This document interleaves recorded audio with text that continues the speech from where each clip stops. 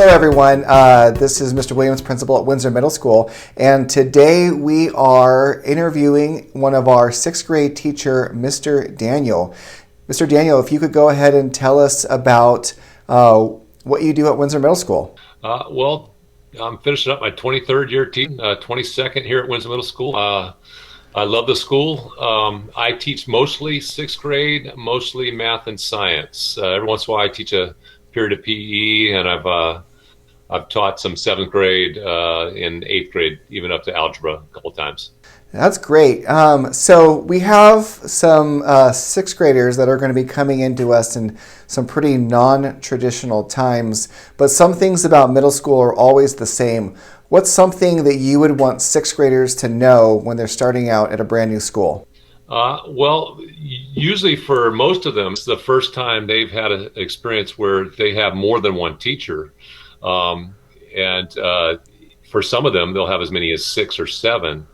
I think it's a great time to try new things and learn new things. For a lot of them, it's the first time they've been able to take a class like band or strings or chorus and learn that in detail by a special teacher. For most of them, it's the first time they get to have PE from a specialist PE teacher every day, and go from class to class and have multiple teachers. The tough part of that, the big challenge, is keeping track of all those different classes. And I would just say to get used to asking for help, because that's why we're here, and that's why we became teachers. We like to help. So to speak up and ask for help, do your best to keep track of all these different things. And I'm finding it's in some ways it's even more difficult with the online learning experience to keep track of everything. Now, one of the questions that I often get when I go talk to fifth graders now is they want to know about homework. So how do you handle homework in your class? In general, we have homework every day for my classes. For a class like language arts or math, I think you can expect to have a little more homework than you would for science or social studies. I know from my experience, science, a lot of times you can get most of that done in class, but for math, you're probably going to have something that you need to get done at home as well. And I think that's true with language arts and social studies as well.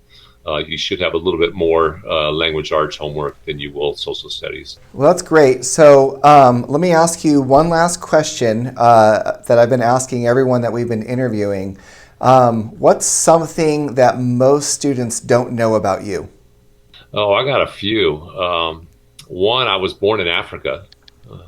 My dad was in the army, and I was born in Asmara. And at the time, it was Ethiopia, but they've since had a civil war, and Asmara has broken apart and is the capital of Eritrea now. So I was born in Africa. That's pretty unique. And my last job before I decided to become a teacher, I used to work for George Lucas at Skywalker Sound, which is a really cool place to work. A lot of fun benefit. You know, we rented the Exploratorium for a Christmas party.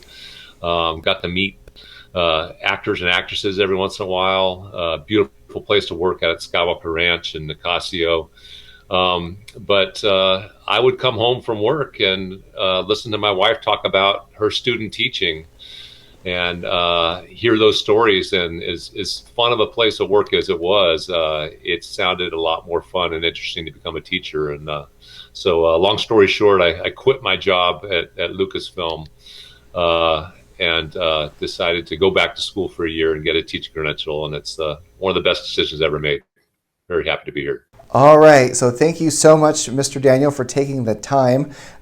So you will be a math science teacher in one of the houses. So students, you have a 1 in 3 chance, a 33.3% chance if we're taking our math class of getting Mr. Daniel.